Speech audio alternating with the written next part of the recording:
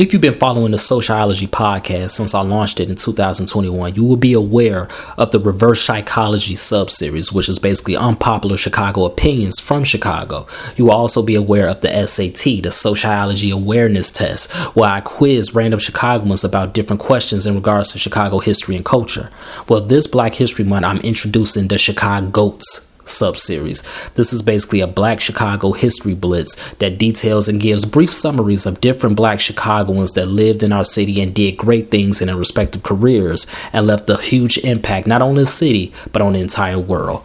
So without further ado, let's get into it. From Harold Washington to Harold's Chicken and everything in between and beyond, this is SoCHiology. Pilgrim Baptist Church, located at 33rd in Indiana, is known to be the birthplace of gospel music as we know it today. My grandmother's apartment was a block away, and I remember at night there used to be a blue cross at the top of the building that glowed at night. I remember that vividly. I used to stare at it every night. The music director for over 50 years at that church is a man known as the, quote, father of gospel music, end quote. This episode is about the godfather, Thomas A. Dorsey. Born on July 1st, 1899 in Villa Rica, Georgia, his family were sharecroppers, and his dad was also a minister and graduated from the Atlanta Bible College, which we now know as Morehouse College. From the start, religion and music were the nucleus of Dorsey's life. In 1919, he moved to Chicago and soon began composing blues songs. Struggling with finding consistent work and directionless, he suffered deep depression in the late 1920s.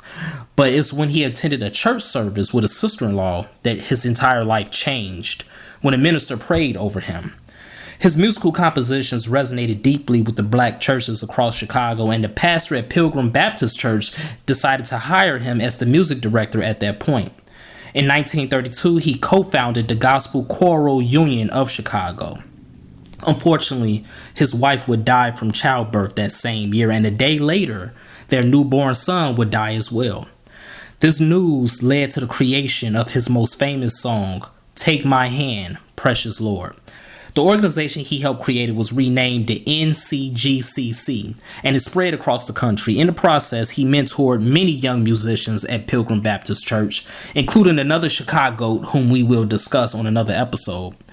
As the Black community in Chicago swelled because of the Great Migration, so did Dorsey's musical influence, and he led the Pilgrim Baptist Church Choir at the 1933 World's Fair.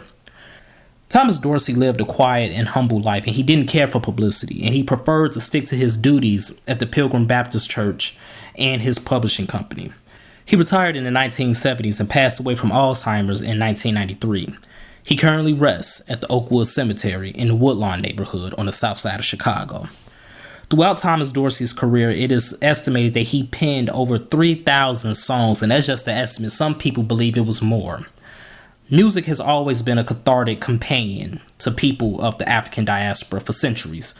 But the evolution of gospel music, as we know it today in 2024 in the United States of America, would not be what it is without Thomas A. Dorsey. If you enjoyed this podcast, I ask for two things and I will love you forever. Number one, please engage with us on social media. So like, share, subscribe, and comment on whatever platform you're listening to it on. And number two, please make sure you pass on to a friend who will enjoy it as well.